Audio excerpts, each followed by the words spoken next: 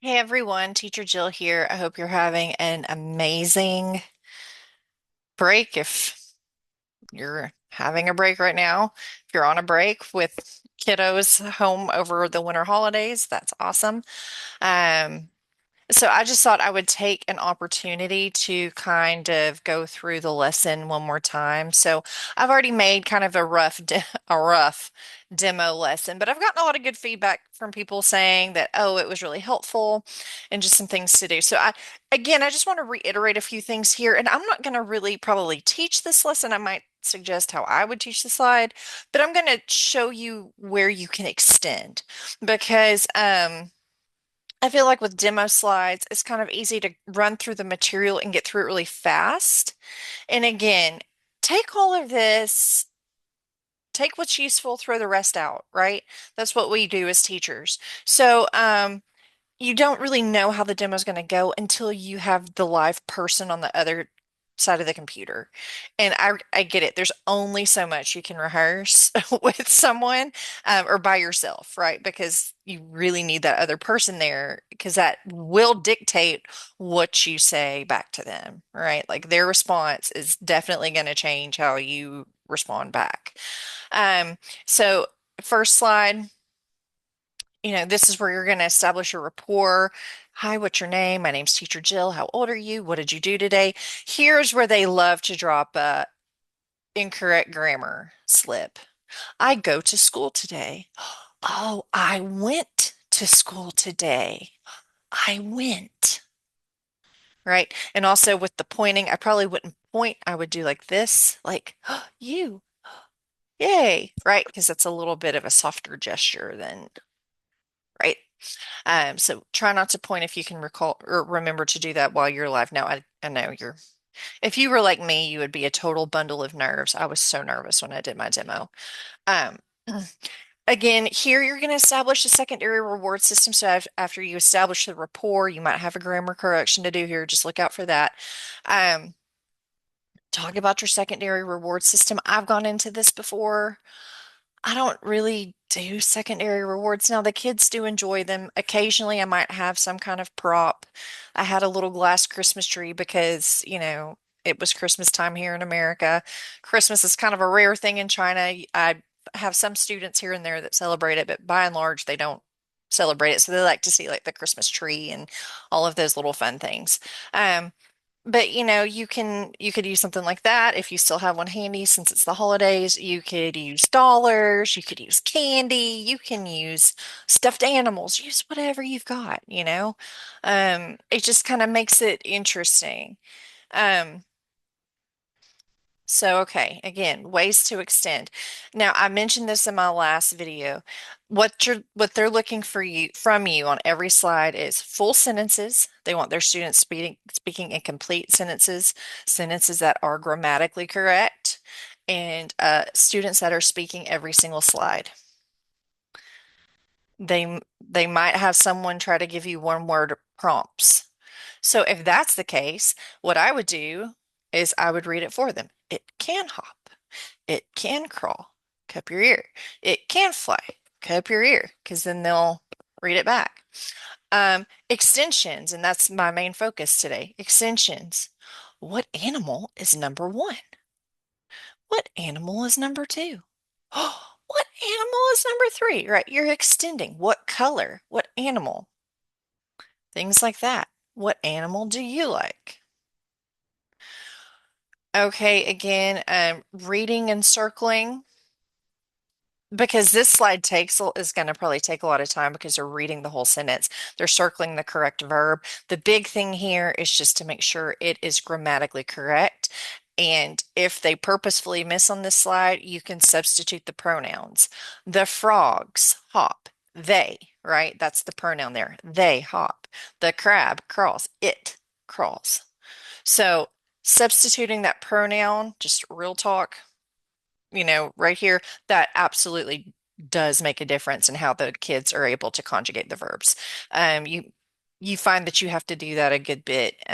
It helps them connect it because they'll get like a chart usually, and they'll say, "It flies, she flies, he flies," and then like it'll be a whole pronoun chart. But then Here they have the actual noun, and so it's harder for them to like make that connection. So if you can kind of substitute that for them, that would be a good way to kind of extend or not necessarily extend, but bridge, right? Like you're bridging to like that prior learned skill. Um, okay, here, so helping verb can, you would read this. The helping verb can is used to show ability. Cannot shows not having the ability to do something. A bird can fly. So you would ask them to read this. A bird can fly. A crab cannot fly, right? A crab cannot fly. What else cannot fly? Can a dog fly? A dog cannot fly, right? Can a bat fly? A bat can fly. Okay. Perfect. So that's two extra sentences you're getting them to say, and you're extending your improving those conversation skills. Because sometimes you'll find kids that can read really well, but they can't converse cold like that. Like it's related to the topic, but you're pulling on parts of their brain that they're like, ah. And those are usually like your really good book learning kids. That was me. Like I couldn't converse in French when I was learning French, but I could read it and write it and know what was going on. And yeah, so with those kids, you've got to really practice. And again, you're trying to get them to speak in full sentences, grammatically correct sentences each and every time, and they're speaking each and every slide. Oh my word, what is happening to my computer? Okay, my mouse is jumping around. Yep, see? Okay. Oh my word. Sometimes my keyboard gets frozen. Apologies. Okay, and sorry if you can hear my toddler having a bit of a crisis. She's 3, so we're always in crisis mode. All right, so here we're just going to read and complete the sentence. She can ride a bike. He cannot ride a bike. And you would have your student do that. Can you read and fill in? And they might draw a line, right? Here, place for extension. Um, what color is his bike? What color is her bike? What happened? Did he fall down? He fell down, right? And so sometimes, again, just very minor conversation skills. And I would expect a, a, a verb conjugation issue with fell and fall. That's a pretty common one because that's an irregular verb. So that might be one you would have to correct, right? Or the boy fell off his bike. Like you could say something like that to teach them something new. So again, unscrambling. I can hop. She cannot swim. The baby cannot walk. Um, this one's going to take them a minute, so you probably wouldn't look for extension on this one, right? And there's that you'll find that there's sentences where there's tons to do and you just don't have time for extension, and this is probably one of those slides. Now this one is basically all extension. It's all free talk. It's all like, what can the crab do? What can the birds do? What can the frog do? What can the cheetah do? Right? So that's all free talk. That's all open-ended.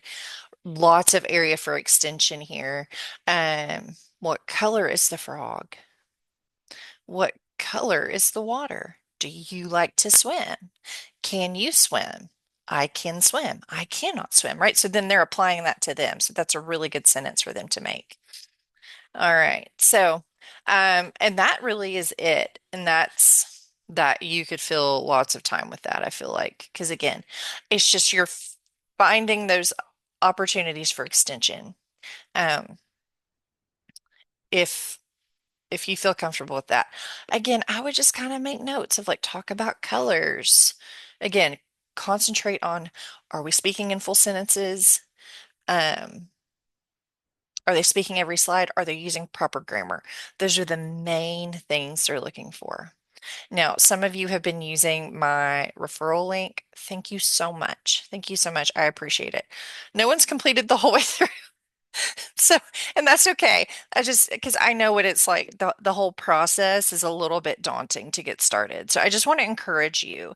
If you started the process, see it through, even if you didn't use my link. I'm here to help people. I want to help as many people as I can. I'm not really in it to be like, oh, get my $100 referral. Of course, that's awesome. That's great. But no, I'm here just to help people get started because I was kind of lost in the weeds a little bit when I got going. So I appreciate any and all resources out there. And I hope I'm just a good resource for you to use. Okay. My link is down below. I hope to see you guys in the online classroom and let me know. Let me know if you did your interview and how it went, and let me know if you're just researching still. Okay. Thank you guys so much. Bye.